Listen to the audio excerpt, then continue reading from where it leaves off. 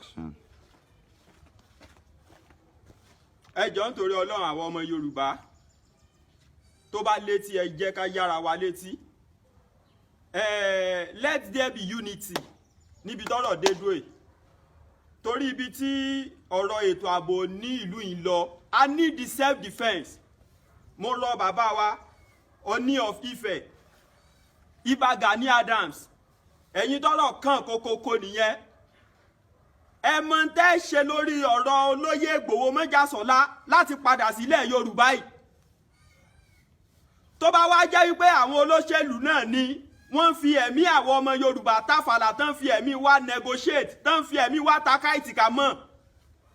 Níbi tọ́rọ̀ dédú ẹ̀ kó mọ́ ipá mọ́ gbéra wa ṣépè ẹni tó bá fẹ́ sórí burúkú tí ó sórí burúkú dànù.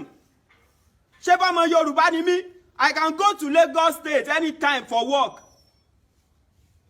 Kí ló dé tí màá mọ́ lọ láti Ìbàdàn sẹ́kọ̀ọ́ lásán tẹ́rù ó mọ bàmí tí mi ò ní lè rìn títì. Ìyẹn dẹ̀ ní olóyè Ìgbòho jáde sígbà yẹn tó ti kọ́ńkà àwọn ará bí ẹ̀dẹ̀ ti torí ọ̀rọ̀ òṣèlú ẹ̀dẹ̀ lé bàbá yẹn kúrò ní ilẹ̀ Yorùbá yìí. Ẹ jẹ́ ká mọ nǹkan tá à ń ṣe o ní àsìkò tá a wà á need the unity. Ẹ gbàgbé ń pa ipé bóyá ẹ̀yin kan ló kàn. Ẹ gbàgbé ń pa ipé bóyá wa kan Yorùbá nation la fẹ́. Ní ìsìn a fẹ́ ìfọwọ́sowọ́pọ̀. Ní ìsìn a fẹ́ ìfọwọ́sowọ́pọ̀. Báwo la ṣe ṣe táwọn ajínigbé tí wọ́n fi ní mọ̀ jí wa gbé mọ́ tí wọ́n fi ní mọ̀ pọ̀ mọ́ yá wa.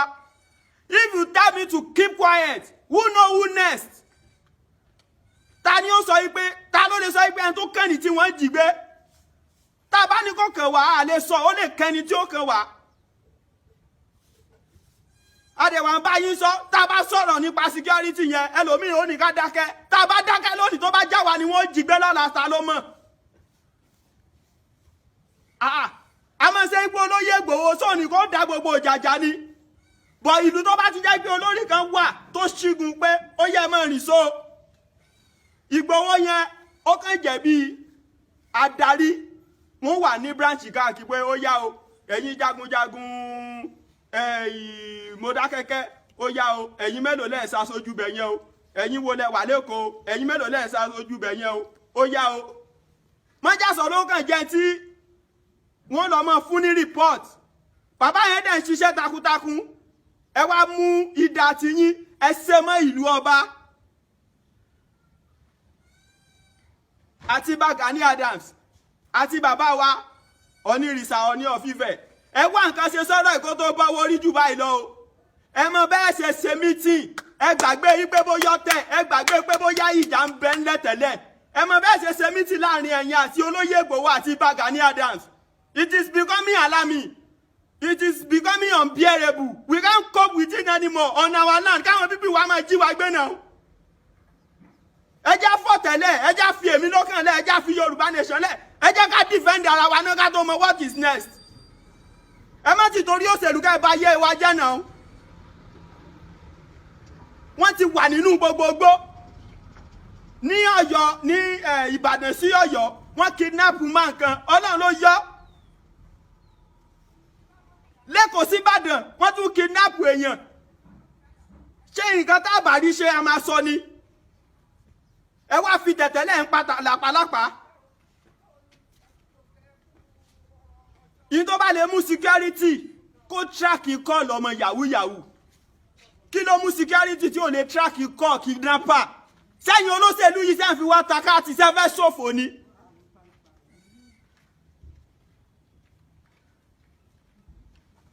Mo rọ̀ yín lẹ́ẹ̀kan sí kábíyèsí Onírìṣà bàbá kọ́lọ̀ ń jẹ́ pẹ́ fún wa. Ìbà Gani Adams kọ́lọ̀ ń jẹ́ pẹ́. Olóyè Ìgbòho àgbà tí ó bínú lọ́mọ ẹ̀ ń kọ́. Olóyè Ìgbòho àgbà tí ó bínú lọ́mọ ẹ̀ ń pọ̀. Àti Ìbà Gani Adams àti Ooni Ife àti ẹ̀yin lọ́balọ́ba nílẹ̀ Yorùbá tọ́rọ̀ bá kàn. Ẹ bá Ìgbòho ṣe meeting lórí bá ṣe defend ara wa nílẹ̀. Ẹ gbàgbé ń gba pé bóyá olóṣèlú lẹ́nìkan àbí èmi ló kàn lẹ́nìkan àbí whatever àwa Yorùbá nation lẹ́nìkan. Ẹ jẹ́ ká defend ara wa náà. Who know who is next now? Tí mo bá ń pariwo ṣẹ́ṣẹ́ bí mo gàn ní, ta ni wọ́n lè gbé?